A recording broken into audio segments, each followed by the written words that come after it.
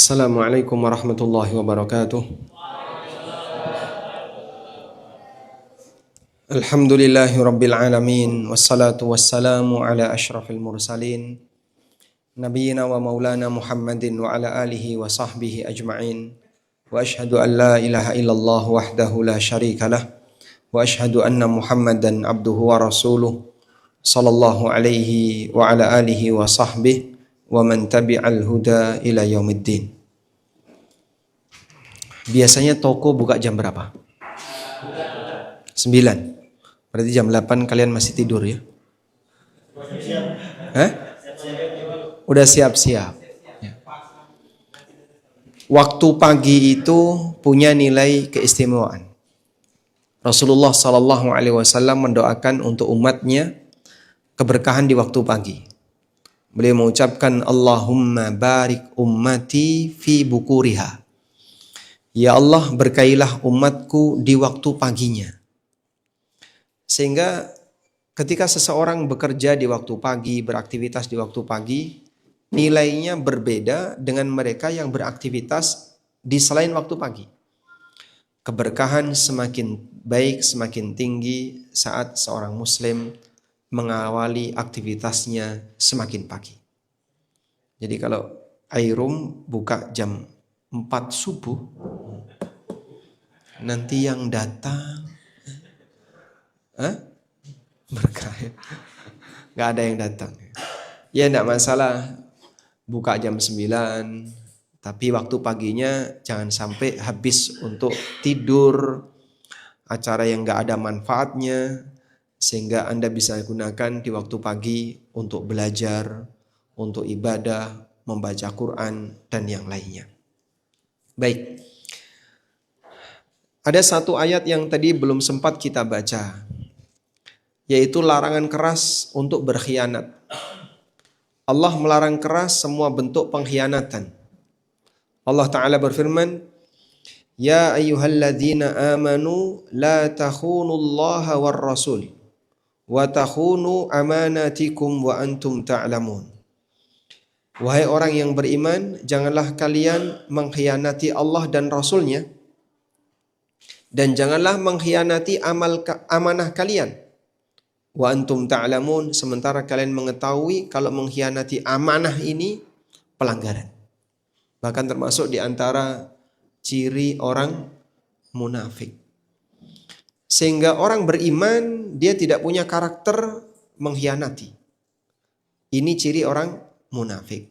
Rasulullah SAW pernah menyebutkan, ayatul munafiqi thalatha. Tanda orang munafik itu ada 3. Salah satunya adalah wa idza tumina khana. Ketika dia dikasih amanah, dia berkhianat. Dan memang kita sebut termasuk di antara karyawan yang berprestasi kalau dia bisa menjalankan amanah dengan baik. Anda lihat ini. Yusaddaqu fiha al-kadhib. Rasulullah SAW pernah menyebutkan realita di akhir zaman. Dalam hadis yang diriwayatkan oleh Ibnu Majah, Ahmad dan yang lainnya. Nabi SAW bersabda, Sayati 'alan nasi sanawatun khadda'atun. Akan muncul di tengah umat manusia sanawatun khadda'at. Tahun-tahun penuh penipuan. Yusaddaqu fihal kadhib wa yukadzabu fihas sadiq. Pendusta dianggap jujur. Wa yukadzabu fihas sadiq, orang yang jujur dianggap pendusta. Wa yu'tamanu fihal kha'in, orang yang mendapatkan amanah dianggap pengkhianat. Dan pengkhianat diberi amanah. Yu'tamanu fihal kha'in, orang yang pengkhianat diberi amanah. Wa yukhawwanu fihal amin, sementara yang amanah dianggap pengkhianat. Anda sudah merasakan zaman seperti ini belum? Sudah. Contohnya apa? Bukti nyatanya apa? Kepikiran apa ya Pak Ustadz ya? Kayaknya yang ada di atas sana. Di atas sana berarti di Merapi ya. Kita masih di bawah Merapi. Wa yantiqu fiha ruwaibidah, dan para ruwaibidah mulai angkat bicara. Siapakah ruwaibidah? Para sahabat bertanya, "Wa mar ruwaibidah?" Apa yang dimaksud dengan ruwaibidah itu ya Rasulullah? Qala, beliau bersabda, "Ar-rajulut tafih fi amril ammah." Ada orang yang enggak paham agama tapi dia bicara masalah umat. Itulah ruwaibidah. Hadis ini sahih dan ini menunjukkan bahwasanya jujur itu barang mahal. Karena itu sebenarnya kalau tadi kita sebut bahwasanya jujur adalah kunci berkah. Karena kejujuran di akhir zaman ini menjadi barang langka sehingga harganya mahal. Maka saat Anda bertransaksi mengedepankan prinsip kejujuran, berusaha untuk melakukan akad dengan konsumen atau dengan perusahaan, dengan mengedepankan prinsip kejujuran, Anda layak dibayar mahal. Dibayar mahal pakai apa Pak? Gajinya juga segitu-gitu aja. Yang paling gede berapa di sini? HO, mana HO? 19 M. 19 maksudnya berapa? 190 juta. 19 juta. Itu yang paling gede. Masya Allah, gede ya. 22, Masya Allah. 22, Masya Allah. Di tempat kami gak sampai segitu ya. Di tempat kami yang paling gede 5 juta. Di sini sampai 22 juta. Saya boleh gabung jadi?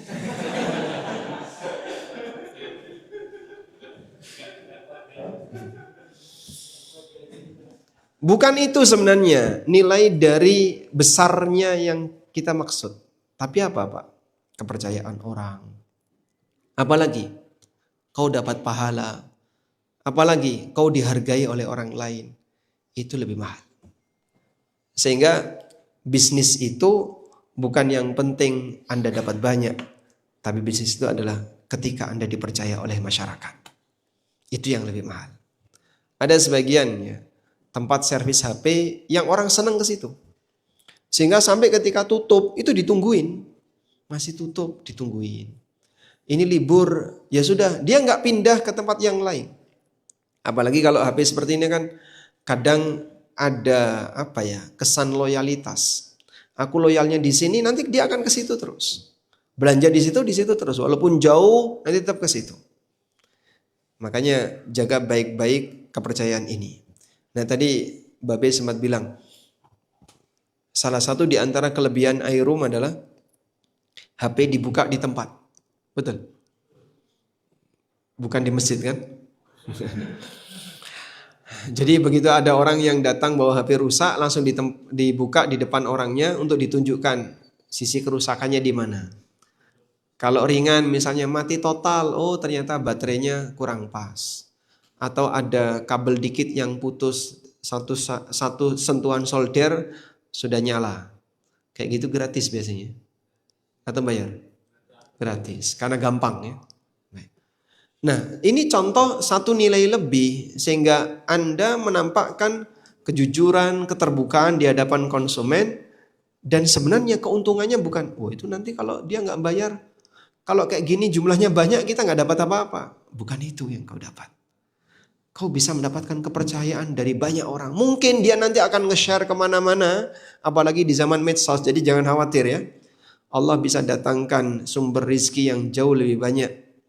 Walaupun ketika itu Anda tidak dibayar saat melayani klien. Karena bisa jadi satu konsumen ini, dia nanti nyebar kemana-mana. Ini ada satu cerita ya.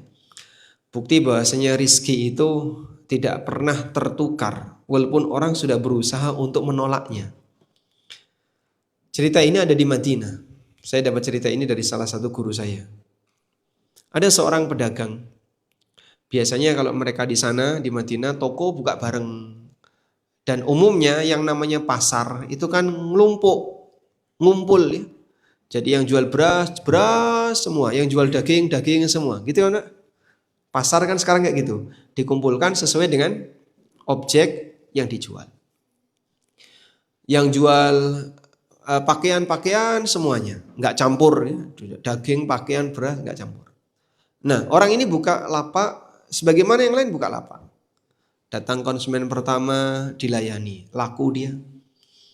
Datang konsumen kedua ke toko itu juga.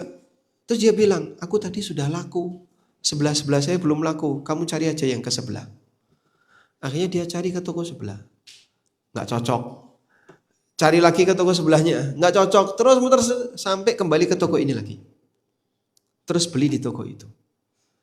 Kalau memang sesuatu itu sudah jadi rizki, nggak bakalan tertukar. Maka orang tidak perlu khawatir. Nanti kalau saya terlalu jujur, terlalu terbuka, ditiru sama dia, Pak. Kesibukan orang beda-beda. Saya punya teman ya.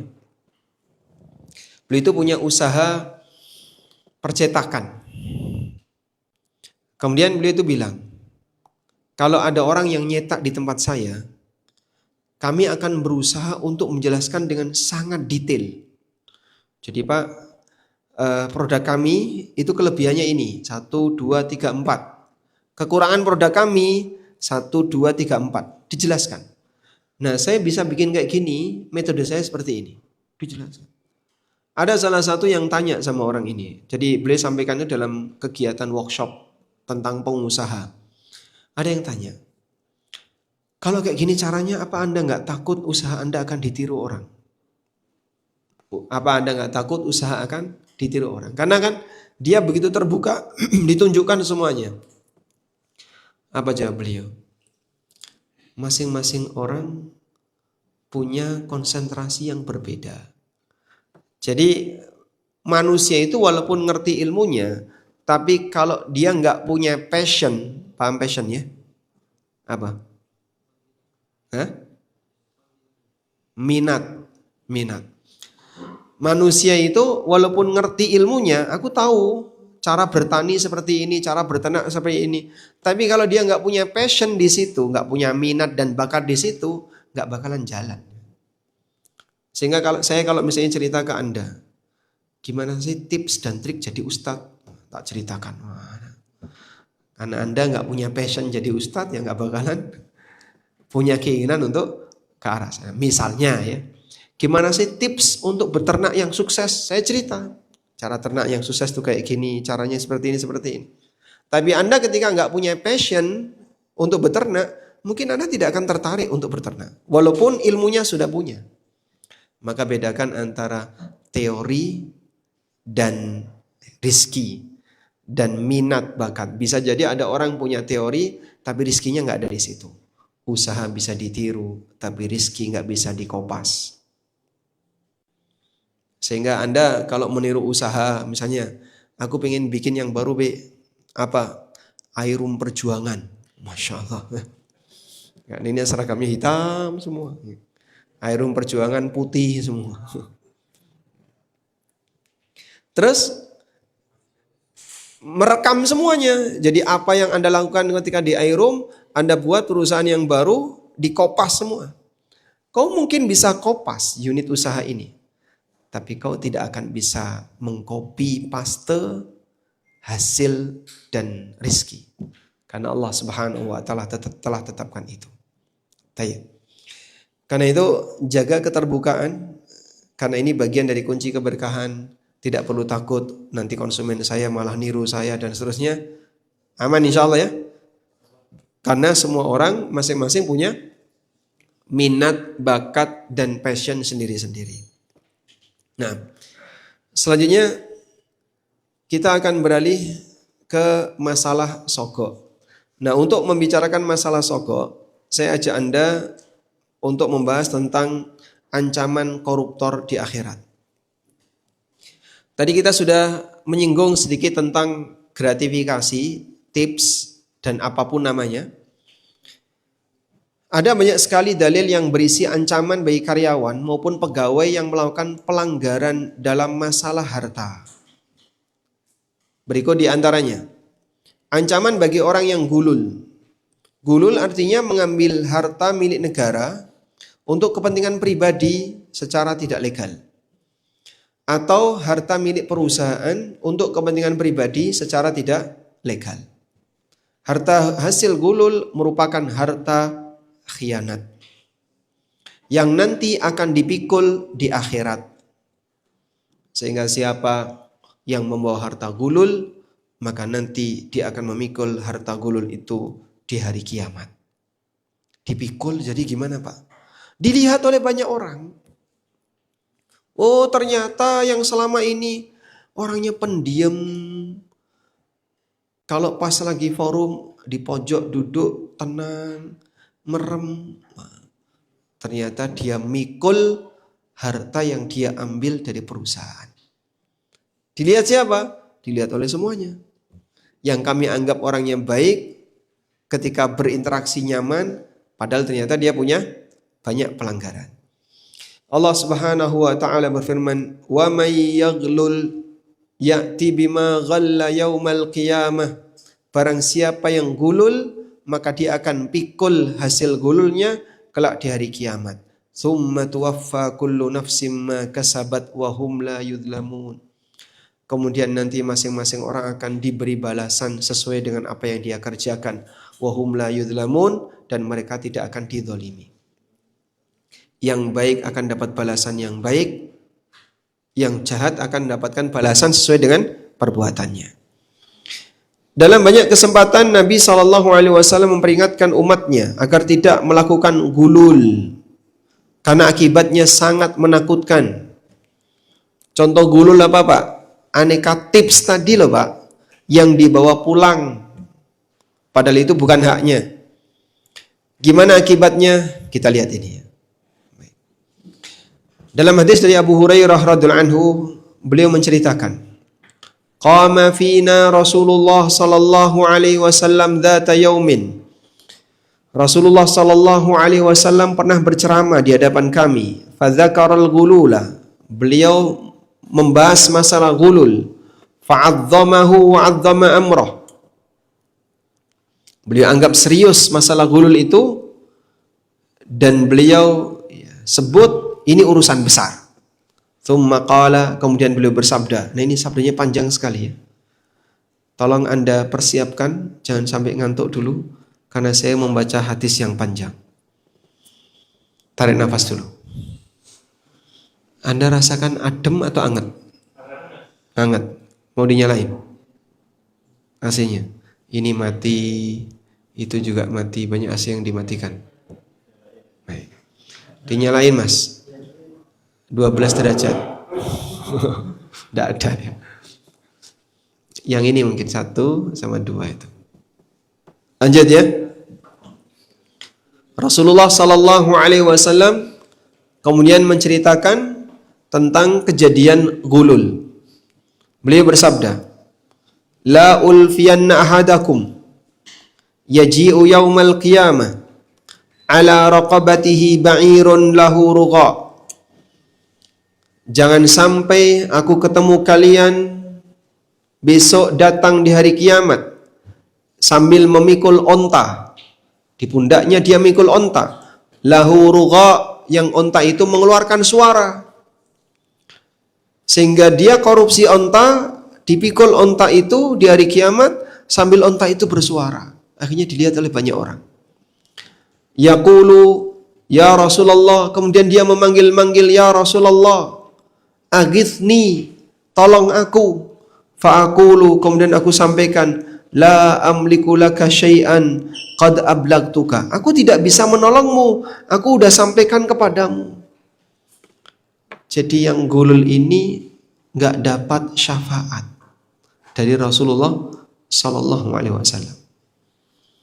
Karena kita dalam Islam itu diajarkan, memang orang baik, orang yang bertakwa bisa mendapatkan syafaat dari Allah Ta'ala melalui para nabi sesuai yang Allah kehendaki. Sehingga ada yang dimasukkan ke dalam surga, diselamatkan oleh nabi melalui syafaat yang diizinkan oleh Allah Subhanahu wa Ta'ala. Tapi kalau orang yang jelek, walaupun meminta-minta, tidak bisa. Nah, disinilah dalam ajaran syariat kita, Nggak semua orang diberi keselamatan oleh Rasulullah Sallallahu Alaihi Wasallam melalui syafaat beliau yang diizinkan oleh Allah. Mungkin berbeda ya, kalau di agama yang lain kan juru selamat itu untuk semuanya, betul ya Pak ya? Sehingga yang ini semuanya sama. Kalau dalam Islam, yang baik yang bisa mendapatkan keselamatan, yang buruk nanti akan menanggung dampak buruknya. Lalu beliau melanjutkan, la ulfiyanna hadakum yaji'u yaumal qiyamah. Jangan sampai aku ketemu kalian besok di hari kiamat. Ala raqabatihi faras. Di pundaknya mikul kuda. Kenapa dia mikul kuda? Karena gulul kuda. Dia mengambil harta khianat berupa kuda. Lahu hamhamah, yang kuda itu mengeluarkan hamhamah, suara kuda. Suara kuda itu apa? Kalau kambing kan mengembek, kalau kuda menguda. Meringki, ya betul. Kayak keledai ya. Ada suara kuda, ada yang orang mikul kuda sambil mengeluarkan suara. Fayaqulu, kemudian orang itu memanggil, ya Rasulullah, agithni ya Rasulullah, tolong aku. Fa'aqulu, kemudian aku sampaikan, la amliku laka syai'an, aku tidak bisa menolongmu. Qad ablagtuka, dulu aku telah sampaikan kepadamu. Yang membawa harta khianat nggak dapat syafaat. Kemudian beliau menyebutkan aneka barang yang diambil dia berkhianat dan korupsi. Ada yang bawa kambing mengembek sambil dia menyampaikan, ya Rasulullah, tolong aku, tapi tidak bisa. Atau Nabi SAW tidak bersedia untuk menolongnya. Ada yang membawa raqabah. Ada yang membawa budak. Ala raqabatihi nafsun. Dia membawa budak. Sambil teriak-teriak. Kemudian orang ini memanggil Nabi SAW, ya Rasulullah agithni, ya Rasulullah tolonglah aku. Tapi jawab Nabi SAW, aku tidak bisa menolongmu. Aku sudah sampaikan ini kepadamu. Ada juga yang membawa riqa takhfiq. Membawa kain yang berkibar-kibar. Jadi dia korupsi kain. Lalu dia memanggil, ya Rasulullah tolonglah aku. Nabi SAW menolaknya, aku tidak bisa menolongmu. Ada yang membawa uang, emas, perak, atau mata uang yang lain. Dan dia memanggil-manggil, ya Rasulullah agithni, ya Rasulullah tolonglah aku sampaikan, aku tidak bisa menolongmu. Qad ablagtuka, aku sudah sampaikan ini semuanya kepadamu. Jadi maksud hadis ini apa Pak? Maksud hadis ini apa? Koruptor nggak dapat syafaat. Maka jangan coba-coba ya melakukan pelanggaran-pelanggaran seperti ini. Terutama ini kan online ya. Kami sampaikan nasihat kepada para aparat negara. Sekecil apapun korupsi itu akan bisa menyebabkan Anda terhalangi untuk bisa mendapatkan syafaat. Mungkin ketika di dunia dia bisa merasa aman. Tapi ingat, hidup tidak sekali. Ada kehidupan yang kedua, di mana manusia akan dibalas oleh Allah sesuai dengan perbuatannya. Selanjutnya, lihat ini ya. Gulul sekecil apapun dibawa di akhirat. Akan dibawa di akhirat. Walaupun cuman mikhyat. Mikhyat itu apa? Jarum. Coba kita lihat. Dari Adi bin Amirah Al-Kindi radhiyallahu anhu, Nabi SAW bersabda, "Man ista'malnahu minkum ala amalin." Siapa yang aku tugaskan untuk melakukan kerja tertentu, fakantamana mikhyatan, lalu dia menyembunyikan sebuah jarum atau yang lebih mahal darinya. Jarum itu harganya berapa? Jarum 20.000 per pak. 10.000. Jarum, kalau satu slot itu berapa jarum? Yang lebih mahal daripada jarum apa? Wismillah. Dia menyembunyikan jarum. Kata Nabi SAW, itu akan menjadi gulul, ya'ti bihi yaumal qiyamah, yang akan dia pikul besok di hari kiamat. Kalau sebuah jarum saja, jarum sama pulpen mahal mana? Mahal pulpen ya. Pak, ini pulpen Pak, punya kantor, Bapak bawa pulang. Padahal punya kantor. Terus nggak dikembalikan. Itu gulul dan nanti dibawa di hari kiamat. Sehingga ini contoh, kalau tadi disebut ada teh botol, ada gorengan, ada apa lagi? Kalau jenis makanan yang sering diterima, yes, aneka makanan lah. Orang merasa berterima kasih, lalu dikasih dia. Tentang ngasih tips atau yang lain. Terus itu gimana? Ya, kalau hadisnya seperti ini, jadinya kita mau ngomong apa? Wong jarum saja kena. Apalagi yang lebih mahal nilainya daripada jarum. Coba baris ketiga. Masya Allah. Mas, biasanya ada nggak yang ngasih tips? Ada. Yang dikasihkan apa? Minuman, roti. Itu langsung dimakan, diminum atau diapain? Langsung dimakan. Baik.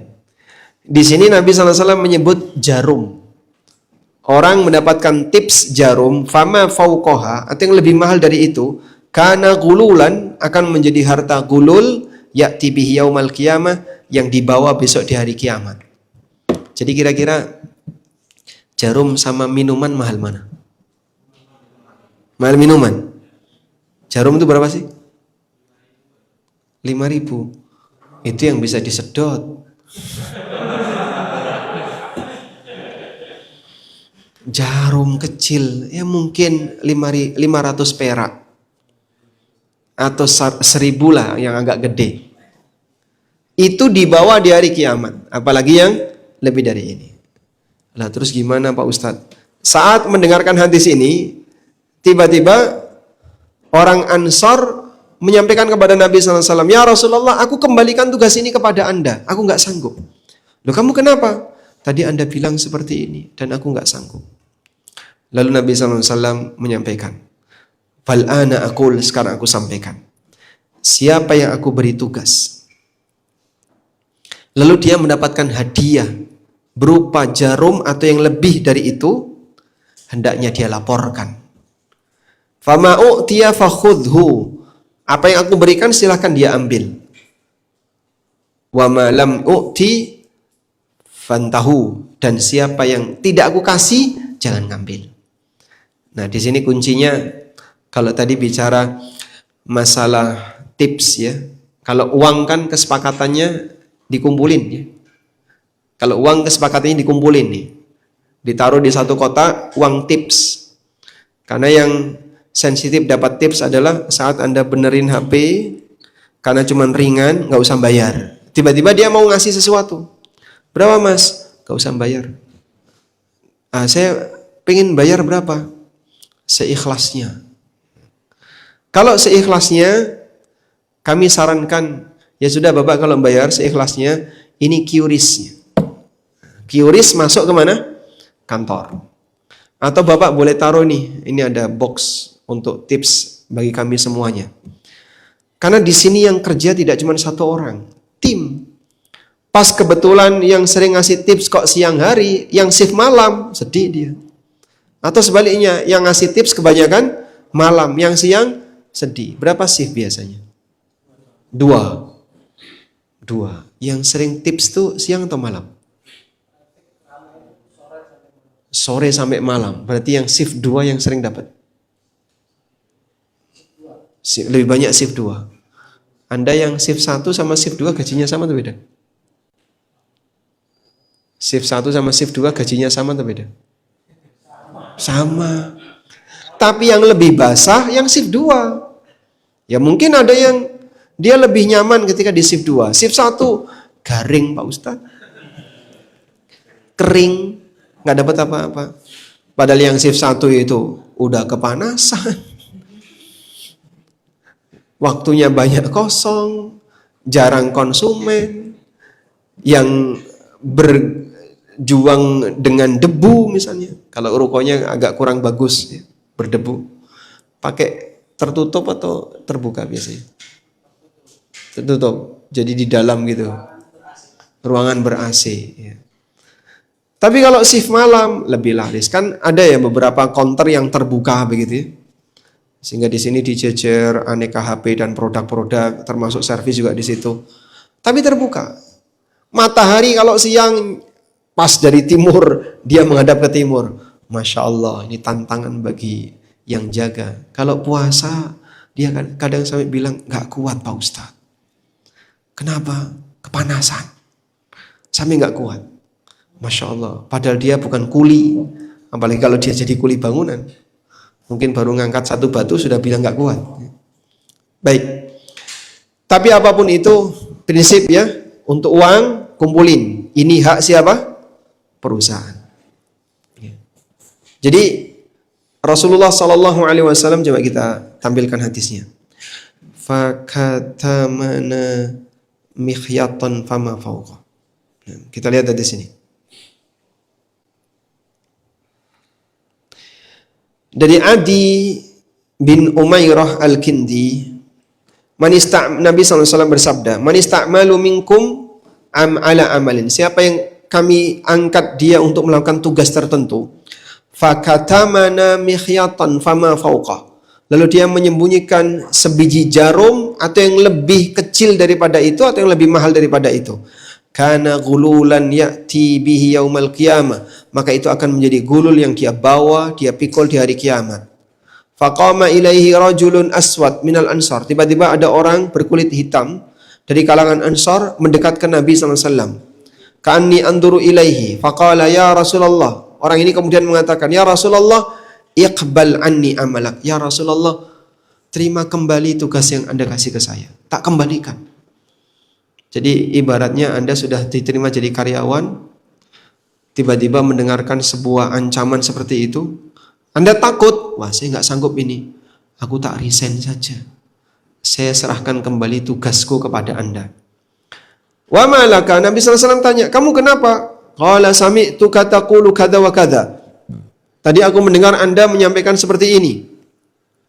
Qala, kemudian Nabi SAW mengatakan, wa ana aquluhul an. Sekarang aku sampaikan. Man ista'malnahu minkum ala amalin. Siapa yang aku berikan tugas di antara kalian, falyaji bi qalilihi wa katsirihi. Catat ini ya. Catat ini. Siapa yang aku beri tugas di antara kalian, laporkan sedikit maupun banyak. Laporkan baik yang sedikit maupun banyak. Laporkan baik sedikit maupun banyak. Anda hafal insyaallah. Jadi kata kuncinya apa? Laporkan. Fama utiya minhu akhadha. Apa yang aku beri silahkan dia ambil. Wa ma nuhiya anhu intaha. Dan apa yang aku larang jangan dia ambil. Hadis sahih riwayat Muslim. Sehingga kalau tadi Anda bercerita tentang ada aneka makanan, dikasih tips minuman dan seterusnya, kata kuncinya apa? Laporkan. Kalau uang Pak, sama laporkan.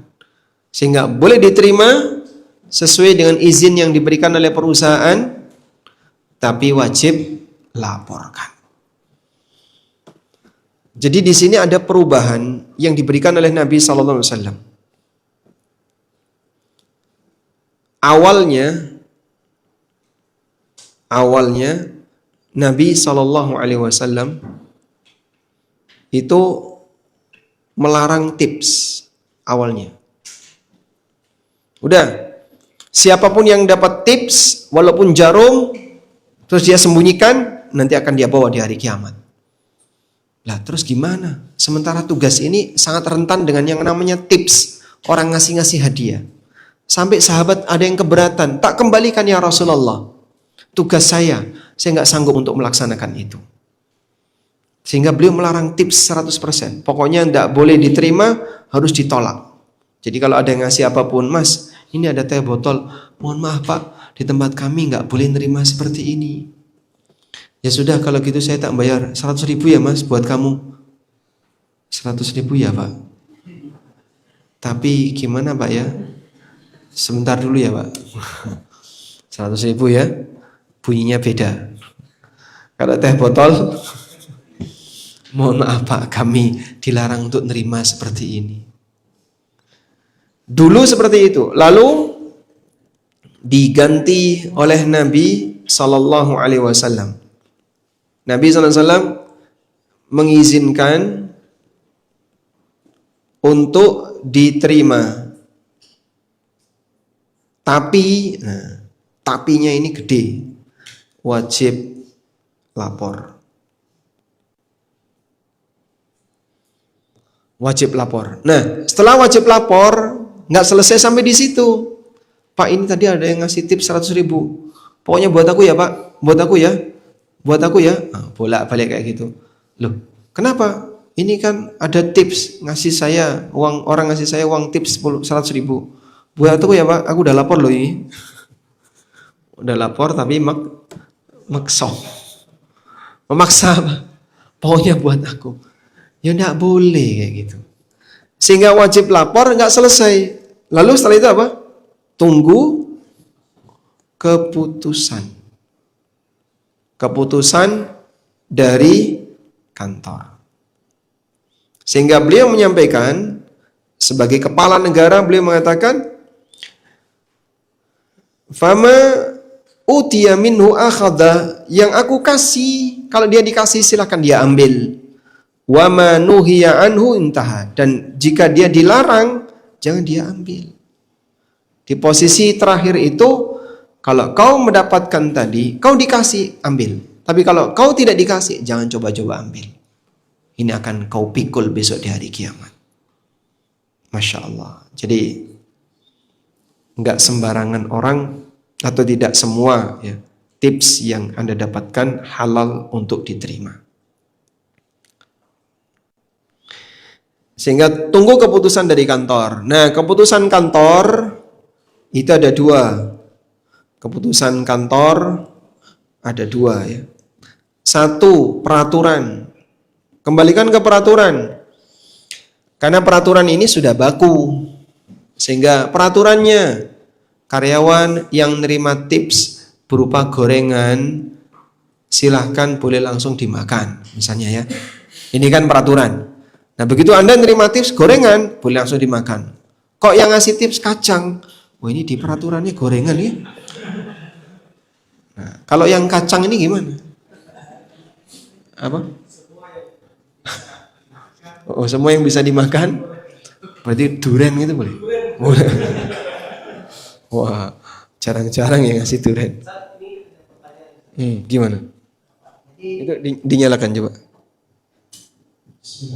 Baik, Ustaz.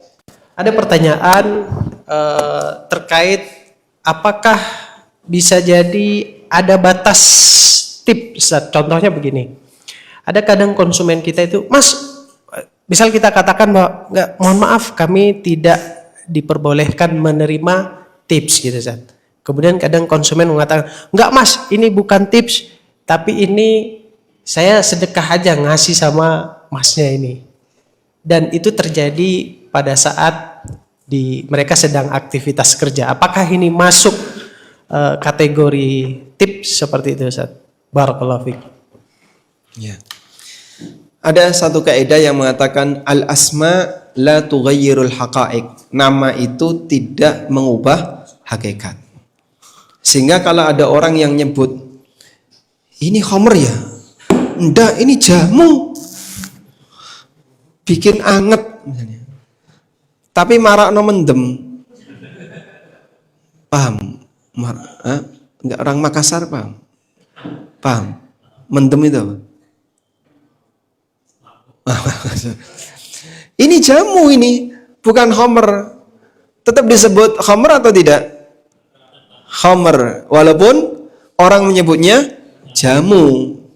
Maka nama tidak mengubah hakikat. Sehingga kalaupun misalnya konsumen ngasih ini kan sebabnya karena dia dilayani tadi. Maka dia mau nyebut, ini enggak tips kok Mas, ini hadiah. Ya sama saja. Ini enggak tips kok, ini sedekah, sama juga. Ini hibah buat kamu, sama. Sebab dia ngasih itu latar belakangnya apa tadi? Karena dia mendapatkan layanan dalam posisi dia sedang bekerja. Kalau mau ngasih hibah atau mau ngasih hadiah atau mau ngasih sedekah, pertimbangannya bukan karena layanan. Misalnya, saya punya tetangga kasihan nih masih jomblo, udah umur 35 tahun. Mungkin beliau butuh bantuan karena mau nikah. Akhirnya Anda disumbang. Ada yang nyumbang 5 juta, 3 juta. Ayo segera nikah. Nah, itu mungkin pertimbangan sedekahnya nyambung. Tapi kalau seperti ini, ya, dia jelas hanya sebatas mengubah istilah saja, tapi tidak mengubah hakikat. Yang kedua nih, kalau tadi keputusan kantor adalah yang pertama peraturan, sehingga di sini statusnya resmi dari kantor, maka ini jadi rujukan. Nanti kalau ada apa-apa yang berkaitan dengan kasus yang sudah tertera dalam peraturan, ya tinggal kembalikan ke peraturan. Yang kedua, keputusan sepihak owner atau yang mewakili. Owner sudah mempercayakan kepada si A sebagai direktur misalnya. Sehingga dia mewakili dalam keputusan itu, bisa. Terus gimana nanti Pak? Ya kalau ya wakilnya ini sudah memutuskan, boleh. Misalnya ya, ada yang ngasih tips uang senilai 200.000. Terus di peraturan kok enggak ada, misalnya ya. Tiba-tiba owner ngasih info, dah kamu aja pakai, kamu sendiri, jangan yang lain. Boleh nggak dibawa? Boleh. Kenapa? Sudah diizinkan oleh owner, karena dia yang berwenang, dia yang berhak. Ya kayak tadi itu, beberapa guru yang sempat kemarin diumrohkan, ada yang guru yang dikasih hadiah A, hadiah B, hadiah C. Terutama untuk guru-guru yang akhwat ya, yang perempuan. Hadiahnya hadiah benda-benda khusus perempuan. Nah, ini kan ustadz nggak make. Mau diambil buat apa? Terus dikasihkan yang lain, siapa yang mau nerima? Ya akhirnya ya sudahlah kamu bawa aja. Walaupun secara peraturan itu tidak boleh. Tapi keputusan owner yang sifatnya sepihak ini boleh tidak sejalan dengan peraturan yang sifatnya tidak merugikan orang lain, tidak merugikan karyawan. Paham gitu ya? Baik, ada kasus lagi tentang ini? Nah, sekarang coba Anda lihat ini ya. Ini bentuk ancaman di neraka. Kalau sampai mati belum dikembalikan gimana Pak? Kan udah pernah tuh dapat tips dulu, atau misalnya pernah melakukan fraud ya, pelanggaran dalam masalah keuangan dan seterusnya. Sampai mati belum dikembalikan. Lihat ini. Dari Abdullah bin Amr radhiyallahu anhu, beliau menceritakan, "Kana ala thaqalin Nabi sallallahu alaihi wasallam rajulun yuqalu lahu Kirkirah."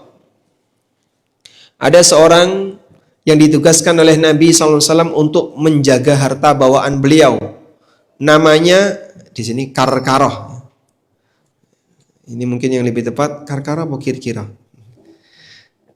Karena di sebagian riwayat ada yang membaca Karkarah, Kirkirah. Lalu dia mati, thumma tufiya. Orang ini mati. Saat orang ini mati, Rasulullah SAW mengatakan, huwa finnar. Dia masuk neraka. Loh, salahnya Kirkirah apa kok? Dia divonis masuk neraka. Fadhahabu yandurun. Maka banyak di kalangan sahabat yang memeriksa. Dia ingin lihat apa sebabnya Karkarah atau Kirkirah ini mati. Fawajadu aba'atan qad ghallaha. Ternyata si Karkarah ini menyembunyikan sebuah abaya.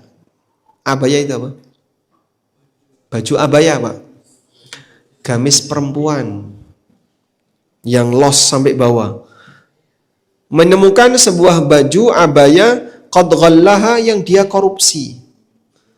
Dia menyembunyikan sebuah baju sampai mati belum dikembalikan. Nabi SAW mengatakan masuk neraka. Jadi kebayang nggak kalau yang kayak gini saja berbahaya, apalagi yang sempat bawa 1 HP, 2 HP, abaya itu harganya berapa? 2 juta? 200. Berarti kalau korupsi 500 ribu, lebih parah lagi daripada ini. Makanya ada momentum bagi kita untuk terbukalah, tidak usah takut. Tapi gimana Pak Ustadz, nanti kalau saya lapor, saya malah dipolisikan. Kalau sekiranya ada yang lapor, ngaku saya kemarin ngambil sekian itu, dipolisikan enggak? Boten ya, insya Allah dimaafkan. Malah mau dihajikan. Masya Allah. Nah, ada pertanyaan? Ke belakang. Ada apa di belakang? Oh ya, silakan. Hadis sahih riwayat Bukhari. Sehingga bahaya kalau sampai mati belum mengembalikan, itu bahaya, Pak. Sebab tidak ada yang hilang. Sekali lagi tidak ada yang hilang.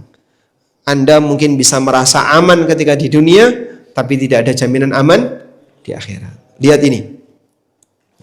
Pahala jihad menjadi sia-sia karena gulul. Siapa sih yang pernah berjihad di jalan Allah? Ada nggak? Angkat tangan. Yang pernah ikut jihad ada? Ya, yang baris kedua. Masya Allah. Sudah sampai Palestina, Mas. Baik. Ada yang pernah ikut jihad? Tidak ada ya? Lihat ini. Umar bin Khattab menceritakan, lamma kana yaumu Khaybar. Ketika peristiwa perang Khaybar, aqbala nafarun min sahabatin Nabi sallallahu alaihi wasallam. Datang beberapa sahabat Ansar. Kemudian mereka mengatakan, fulan syahid, si A mati syahid, si B mati syahid. Hatta marru ala rajulin. Sampai mereka menyebut satu nama, sebut saja C, fulan syahid, si C mati syahid.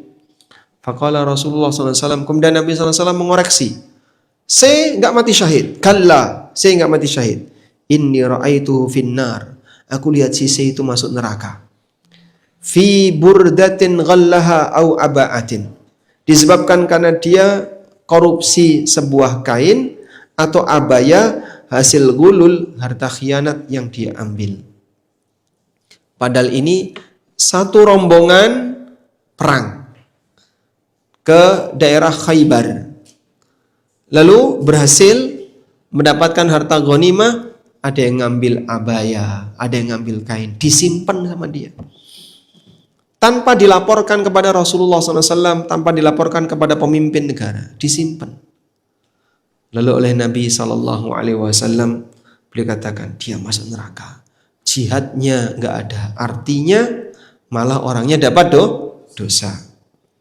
Dalam riwayat yang lain, dari Abu Hurairah radhiyallahu anhu, beliau menceritakan, kami menuju Khaybar bersama Nabi SAW hingga Allah memberikan kemenangan bagi kami, dan kami tidak mendapatkan ghanimah yang bentuknya emas atau perak. Ghanimah yang kami dapatkan bentuknya perabotan, makanan, dan pakaian. Lalu kami menuju sebuah lembah, dan Rasulullah SAW membawa seorang budak yang diberikan oleh seseorang dari Bani Judham. Budak itu bernama Rifa'ah bin Zaid dari Bani Dubaib. Ketika kami turun menuju lembah, budak Nabi SAW hendak menyiapkan tunggangan beliau, lalu terkena panah hingga meninggal. Dalam perjalanan jihad, si budak ini terkena panah sampai meninggal. Padahal ini pembantu Rasulullah SAW. Kami pun berkomentar, kabar baik untuknya, dia mendapatkan pahala syahid. Tapi tiba-tiba Nabi SAW mengatakan, kalla, enggak benar. Walladzi nafsu Muhammadin biyadi, demi Allah, zat di mana jiwa Muhammad ada di tangannya. Inna syamlata lataltahibu alaihi nara.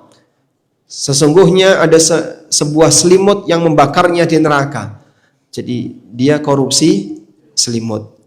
akhadha minal ghanaim yauma Khaybar, yang dia ambil dari ghanimah saat perang Khaybar, lam tusibhal maqasim, padahal itu bukan haknya sebelum dibagi.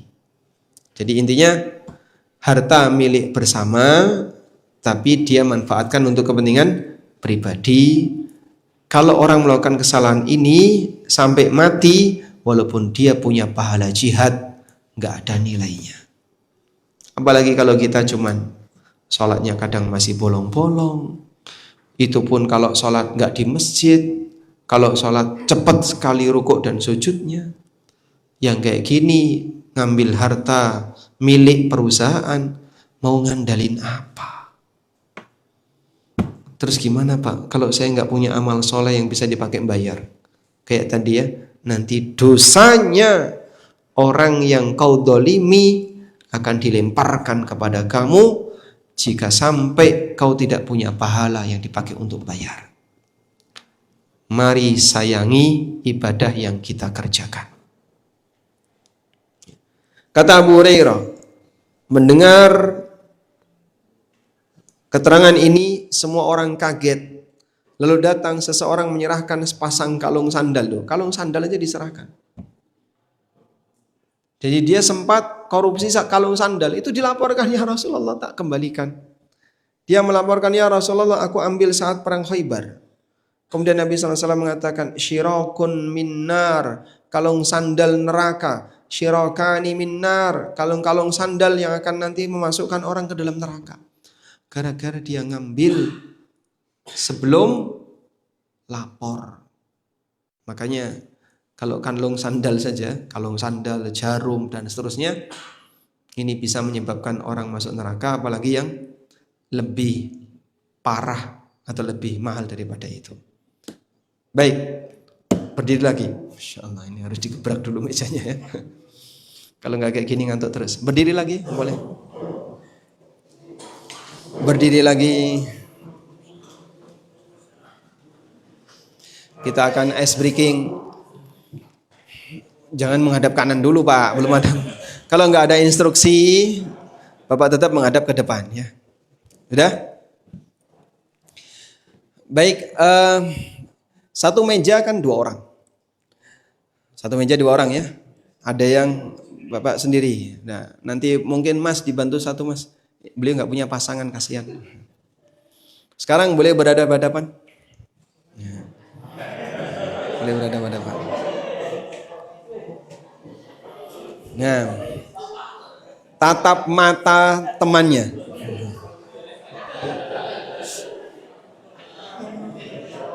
Berdiri Mas. Baik. Untuk yang barisan sebelah kanan angkat tangan. Yang sebelah kanan. Yang sebelah kanan angkat tangan. Sebelah kanan. Sebelah kanan, yang sebelah kanan. Bapak kiri. Yang kanan angkat tangan. Oke, kanan. Pokoknya yang sebelah kanan angkat tangan. Yang sebelah kanan. Kanan Anda. Yang ini kan kanan ya, kanan saya. Kanan. Baik, saya urutkan ya. Yang paling selatan ini kanan. Terus yang ini kanan. Ini lurus ini kanan.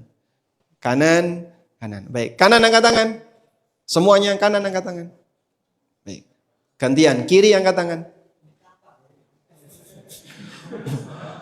Ada yang ditampar. Masya Allah. Itu pelanggaran itu. Dikisos nanti. Baik, turunin. Sudah? Yang sebelah kanan adalah kelompok gajah. Kanan, gajah. Sebentar dulu. Yang sebelah kiri kelompok gagak. Baik. Ada gagak dan gajah. Sudah pernah permainan ini? Belum. Baik. Nanti semuanya akan siaga tangannya di depan.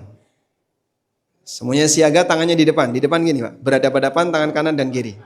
Nah, sehingga nanti bisa ditepukkan. Oke. Sekarang tepukkan tangan Anda dengan tangan lawan Anda. Baik. Sudah? Baik. Sekarang dalam posisi siaga. Kalau saya nyebut gajah, maka gajah menepuk.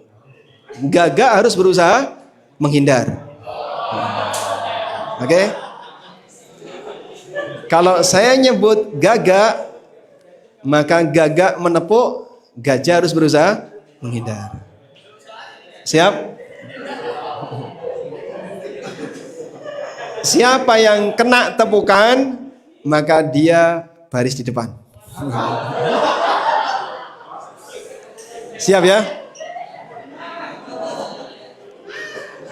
Sekarang latihan dulu, latihan ya. Bersiap. Gajah.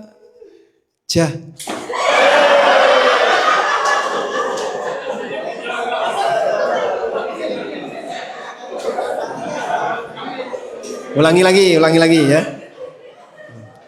Ulangi lagi. Gajah.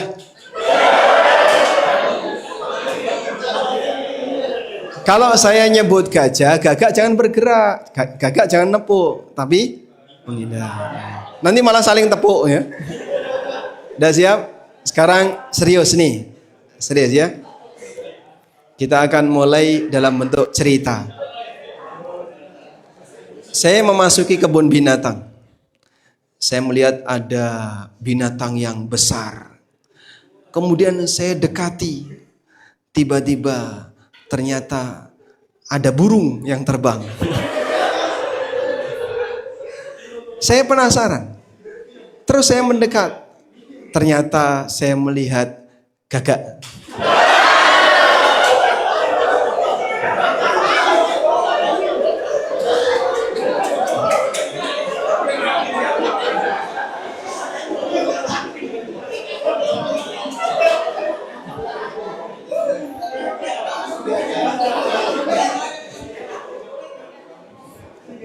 Ada yang kena pukulan? Gajah yang kena pukulan ada? Baik, jangan sampai salah lagi ya. Lanjut.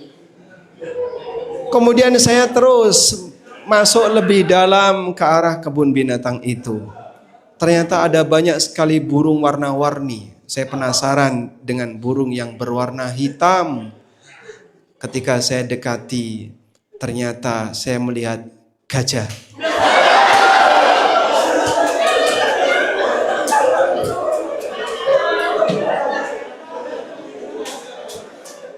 Kok Hah? Gimana?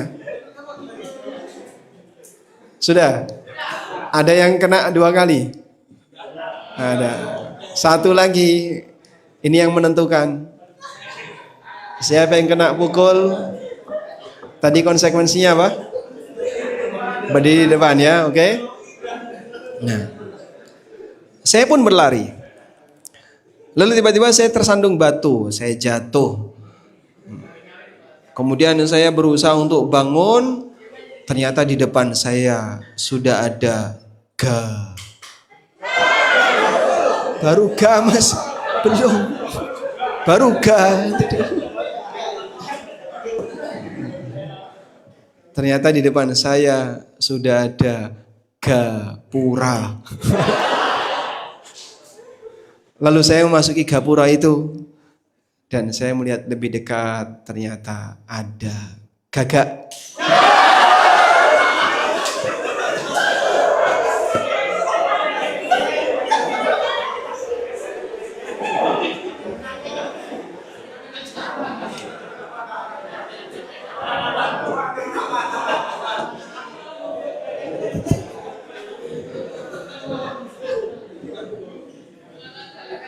Sudah?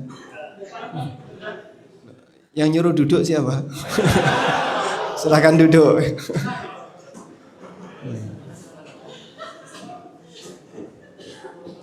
Ada yang tangannya merah enggak? Aman ya? Masya Allah. Udah habis ini terus ngantuk lagi ya. Baik, intinya kita sudah sampaikan di sini bahwasanya berkaitan dengan masalah uang tips dan seterusnya, sekecil apapun wajib dilaporkan. Tapi nggak selesai sampai lapor. Anda harus nunggu keputusan dari siapa? milik perusahaan, atau dikembalikan ke peraturan. Kalau peraturan di situ sudah tertera, jika ada tips berupa makanan apapun bentuknya, jenisnya, berapapun harganya, boleh langsung dimakan. Silakan dimakan. Karena kan ada makanan yang kadang mahal dikasih ya, ada kasih misalnya pizza atau dikasih duren atau dikasih apa yang mahal. Jika memang sudah tertera di peraturan, halal untuk dimiliki karena sudah tertera di peraturan. Tapi kalau tidak ada, Pak ini ada yang ngasih cincin emas ya Pak. Nah itu haruslah lapor karena tidak ada di peraturan. Baik. Kok bisa Mas? Perusahaan itu yang berhak untuk memilikinya. Coba Anda lihat di sini. Bismillah, Ustaz. Ya. Ini ada pertanyaan, Ustaz. Karena ini online, jadi kita bantu ini sisipkan pertanyaan di sini, Ustaz. Ini ada pertanyaan, kalau kasih ongkos lebih ke Gojek dari tarif gimana hukumnya, Ustaz? Kalau kasih ongkos ke Gojek lebih Tips dari ke Gojek. Baik, karyawan itu ada dua. Ada karyawan tetap yang dia sudah digaji dengan nilai tetap sesuai dengan waktu kerja. Yang kedua ada karyawan freelancer yang dia digaji berdasarkan hasil. Yang ketiga ada satu lagi, dan sebenarnya dia bukan karyawan tapi mitra. Mitra ini dibayar apabila dia membantu kegiatan yang ada di perusahaan itu. Nah, dari tiga ini untuk karyawan tetap dan freelancer nggak boleh dapat tips. Tapi kalau mitra boleh dapat tips. Nah, kira-kira driver Gojek itu yang mana? Mitra. Mitra. Dia bukan karyawan Gojek kan ya? Alhamdulillah. Karyawan atau bukan? Bukan ya. Sehingga warung itu bukan karyawan Gojek. Driver juga bukan karyawan Gojek. Nah, tapi kan dia digaji sama Gojek. Bukan. Dia dibayar oleh konsumen.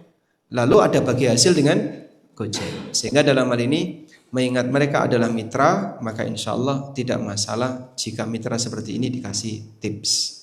Wallahu alam. Apalagi dalam aplikasi itu yang pernah saya lihat, dia boleh ngasih tips. Kadang silakan ngasih tips ya. Ada apa namanya fitur untuk memberikan tips kepada driver.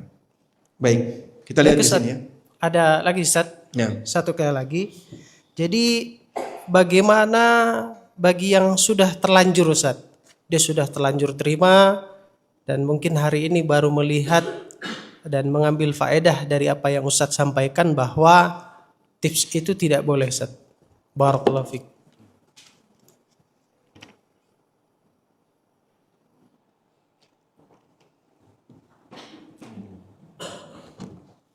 Baik. Rasulullah Sallallahu Alaihi Wasallam dalam kejadian Kirkirah atau Karkarah tadi, saat Nabi Sallallahu Alaihi Wasallam menyebutkan bahwasanya Karkarah masuk neraka, Rifa'ah masuk neraka, gara-gara dia mengambil kain yang dia bawa, padahal dia belum lapor, belum ada pembagian. Lalu tiba-tiba sahabat yang sudah terlanjur mengambil kalung sandal, terus dia datang, ya Rasulullah, aku kembalikan. Ya Rasulullah, ini silahkan diterima. Karena dia mengambil pada saat peristiwa perang. Lalu apa kata Nabi SAW? Syirakun finnar, syirakani finnar. Kalung-kalung sandal yang bisa menyebabkan orang masuk neraka. Jadi intinya adalah yang sudah ngambil, balikin dong. Kata kuncinya itu. Kembalikan. Sehingga kalau sampai mati itu belum dikembalikan, bahaya besar. Maka siapapun, mereka yang pernah korupsi, mereka yang pernah dapat tips, amplop liar, kemudian uang rapat pada nggak pernah rapat, ada tanda tangan rapat, tapi dia nggak pernah hadir rapat. Dalam rapat itu cuma ditandatangani sama teman-temannya. Perjalanan dinas padahal tidak ada perjalanan dinas, sehingga uang sakunya dibawa pulang. Ada yang lebih parah lagi ya, nyari uang receh. Perjalanan dinas selama 3 hari. Sudah ada biaya anggaran yang sudah ditetapkan. Naik pesawat, nanti dijemput taksi, nginep di hotel. Anggaran itu sudah ada. Tapi yang dia lakukan naik kereta, dijemput teman, tinggal di rumah Pak D. Oh, Masya Allah. Jadi sisa anggarannya utuh, biaya untuk hotel, biaya untuk taksi, utuh semua masuk kantong pribadi. Mungkin sudah ada yang pernah seperti itu. Terus gimana Pak? Kembalikan. Kau harus kembalikan. Kalau enggak, ya urusannya tidak selesai di dunia, nanti akan lanjut di akhirat. Ancamannya tadi ya, kalau sampai mati dia belum mengembalikan, finnar. Ada tali sandal masuk neraka, kemudian ada abaya masuk neraka, yang itu mungkin tidak senilai dibandingkan dengan nilai korupsi zaman sekarang yang bisa sampai puluhan juta, ratusan juta. Baik. Nah, dalil tentang mengembalikan itu disebutkan dalam hadis berikut ini. Mana? Coba share screen-nya. Ista'mala Rasulullah sallallahu alaihi wasallam rajulan minal Asad. Nabi sallallahu alaihi wasallam menugaskan seseorang yang berasal dari Bani Asad. Yuqalu lahu Ibnul Ludbiyah, namanya Ibnul Ludbiyah. Qala Amr wa ibni Abi Umar ala sadaqah. Perawi mengatakan Ibnul Ludbiyah ini diutus untuk mengambil zakat. Falamma qadima, ketika Ibnul Ludbiyah ini pulang, qala, beliau melaporkan, hadza lakum wa hadza li uhdiyali. Ini zakat, yang ini hadiah yang diberikan kepadaku. Nyebutnya hadiah loh ya ini. Ini hadiah yang tadi diberikan kepadaku. Faqama Rasulullah sallallahu alaihi wasallam. Kemudian Nabi sallallahu alaihi wasallam berdiri alal mimbar, di atas mimbar. Fahamidallah. Kemudian beliau memuji Allah, wa athna alaihi. Wa qala, dan beliau mengatakan, ma balu amilin ab'athuhu. Kenapa ada orang yang aku tugaskan? Fayaqulu, kemudian dia mengatakan, hadza lakum, ini harta untuk negara, ini saya setorkan. Wa hadza uhdiyali, dan ini hadiah yang diberikan kepadaku. Anda lihat di sini batasan hadiah yang enggak boleh tadi. Rasulullah SAW mengatakan, afala qa'ada fi baiti abihi au baiti ummi. Coba kamu duduk saja di rumah bapak ibumu. Suruh dia duduk di rumah bapak ibunya. Hatta yandura, terus tunggu. Ayuhda ilaihi amla, ada enggak yang ngasih hadiah? Kamu pulang, nanti ada enggak yang ngasih hadiah? Ya enggak ada Pak. Saya dikasih hadiah karena apa? Dia bekerja, dia bertugas. Walladzi nafsu Muhammadin biyadi. Demi zat yang jiwa Muhammad ada di tangannya. La yanalu ahadun minkum minha syai'an. Tidak ada seorang pun di antara kalian yang menerima hadiah tadi. Illa ja'a bihi yaumal qiyamah yahmilu ala unukihi. Kecuali dia akan pikul besok di hari kiamat. Dia gendong di atas pundaknya. Ba'irun lahu rugha. Kalau bentuknya onta, mengeluarkan suara onta. Au baqaratun laha khuwar. Kalau bentuknya sapi, melenguh. Au syatun tay'ar. Kalau bentuknya kambing, mengembek. Thumma rafa'a yadai. Kemudian Nabi SAW mengangkat kedua tangannya. Hatta ra'ayna ufrait ibtai. Sampai kami melihat ketiak beliau sallallahu alaihi wasallam. Thumma qala, karena pakaiannya seperti orang yang ihram. Coba lihat pakaian orang ihram tahu? Yang cuman sehelai kain ditutupkan di pundak, sehingga ketika tangannya diangkat, dadanya kelihatan dari depan. Padahal beliau naik mimbar, maka dari bawah lebih terang lagi. Lalu beliau mengatakan, Allahumma hal ballaghtu. Ya Allah, bukankah aku telah sampaikan? Bukankah aku telah sampaikan? Beliau ucapkan 2 kali. Jadi walaupun ya sudah menerima, wajib lapor dan tunggu keputusan. Meskipun disebut hadiah, namun ini hadiah dalam rupa sogok dan statusnya haram untuk dimiliki pribadi. Nah, menurut keterangan Ibnu Battal yang dibawa oleh Ibnu Ludbiyah, namanya siapa tadi? Ibnu Al-Ludbiyah. Hadiah yang dibawa oleh Ibnu Ludbiyah ini lalu diambil oleh Nabi sallallahu alaihi wasallam dan ditaruh di Baitul Mal. Baitul Mal itu berarti harta milik negara, karena beliau utusan negara. Maka kalau Anda sebagai karyawan kantor, hadiah ini wajib dikembalikan ke kantor. Nah, kalau kantor sudah membuat kebijakan, makanan silahkan dimakan. Kalau selain makanan, misalnya uang atau benda-benda berharga, maka nanti taruh, dilaporkan di kantor untuk dijadikan sebagai properti kantor. Masalah nanti kantor mau bagi-bagikan ke karyawan, atau dijadikan sebagai dana CSR untuk orang yang tidak mampu di luar, itu kembali kepada kebijakan kantor. Wallahu a'lam. Baik. Selanjutnya, kisah mujahid yang korupsi. Sekarang kita mau bahas solusi membawa harta orang lain tapi nggak bisa dikembalikan. Solusi membawa harta orang lain namun tidak bisa dikembalikan. Di zaman Muawiyah radhiyallahu anhu, beliau mengirim satu pasukan yang dipimpin oleh Abdurrahman Khalid bin Walid.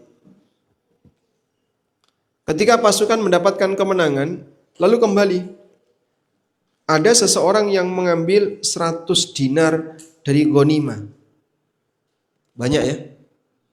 100 dinar itu berarti setengah kilogram emas. 4 on 425. Berapa itu? Setengah kilogram emas kurang 75. Ya, hampir setengah kilo. Dan dia sembunyikan. Nah, setelah semua ghanimah dibagikan, orang ini juga dapat plus setengah kilogram emas yang dia sembunyikan tadi. Di tengah jalan, mujahid ini menyesal. Dia nyesal kenapa dia ngambil ghanimah. Yang ini resikonya adalah pahala jihadnya hangus. Lalu dia mendatangi pasukan, panglima pasukan yaitu Abdurrahman bin Khalid bin Walid tadi. Dia sampaikan kepada panglima pelanggaran yang dia lakukan. Dia lapor. Ya. Jadi ini contoh kejujuran yang terpuji. B, aku kemarin ngambil ini, gimana B? Kapan kamu ngambil? Udah setahun yang lalu. Kok baru sekarang lapor? Iya B, baru dapat ilmunya, Masya Allah. Nah, tunggu keputusan dari pemilik, karena Anda tidak berhak dengan itu. Tapi Pak, kalau itu beresiko Pak, nanti kalau saya lapor, saya malah masuk penjara gimana? Ada salah satu jamaah yang tanya, Pak Ustadz, saya itu pernah mencuri barang orang. Terus kembalikanlah. Saya kalau ngembalikan Pak, pasti saya di penjara, resiko besar. Kok tahu? Yang saya maling polisi ya Pak. Terus ya sudah gini aja, pokoknya wajib kau kembalikan. Walaupun kau tidak harus menampakkan diri ke hadapan pemilik. Lah caranya gimana? Wong dia tetangga saya. Kan pasti tahu. Kalau saya naruh ketahuan, pasti saya dikenali sama dia. Baik, gini aja. Coba kau kembalikan lewat kurir. Jadi kurir, kau antar lewat kurir, nanti pengirimnya nggak usah disebutkan jelas. Sudah? Begitu barang sampai, selesai. Berarti yang penting Anda sudah mengembalikan. Ini kalau sekiranya beresiko mencelakakan diri saat Anda melakukan proses pengembalian.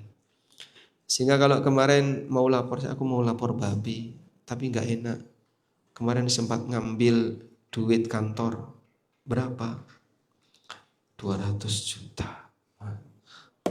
Wah, yang selama ini dicari-cari ketemunya pada orang ini ya. Ini kalau saya lapor geger nanti urusannya panjang. Kamu tahu nggak rekening perusahaan? Ada, saya ngerti. Bisa kau transfer ke rekening perusahaan itu?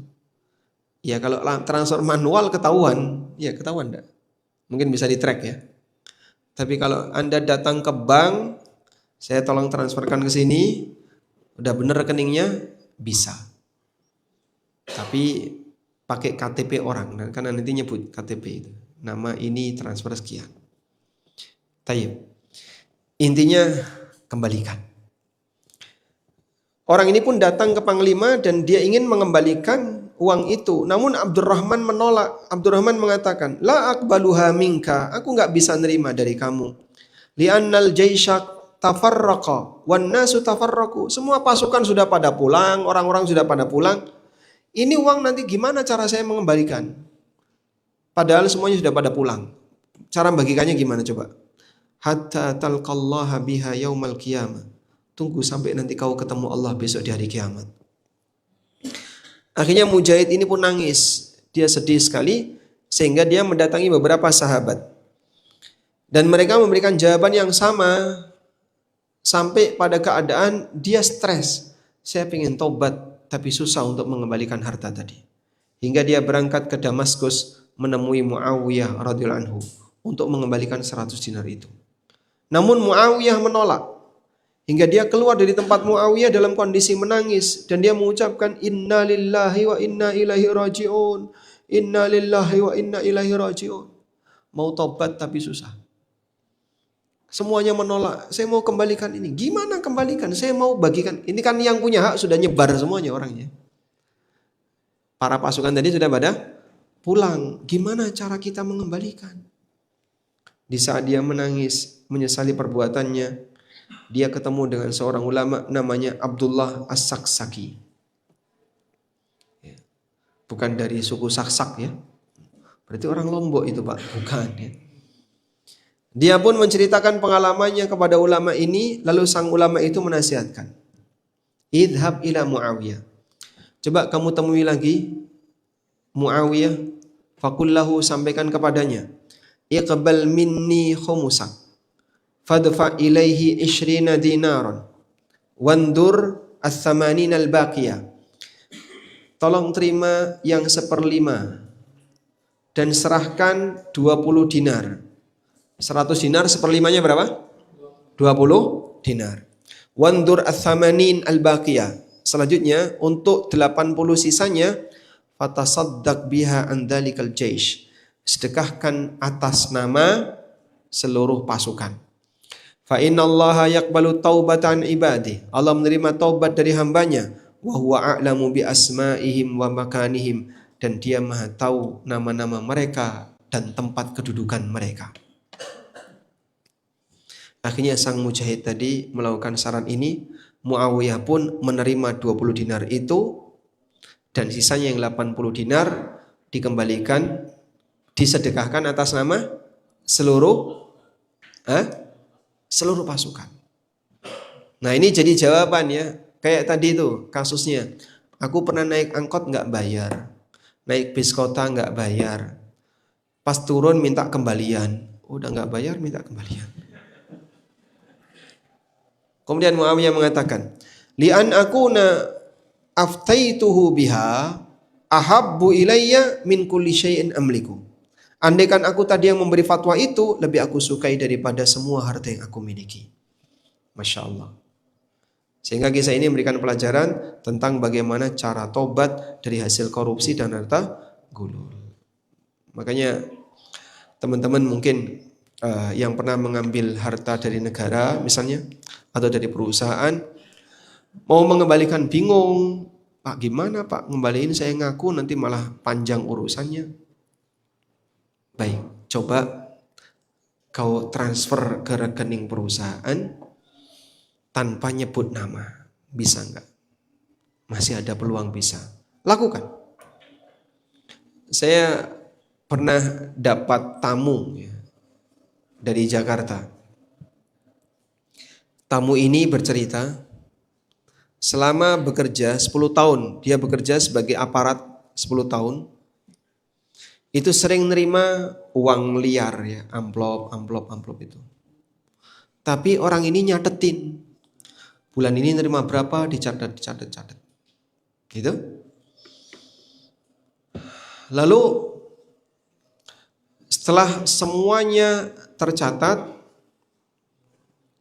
dia total ya, semua yang dia dapatkan itu 800 juta.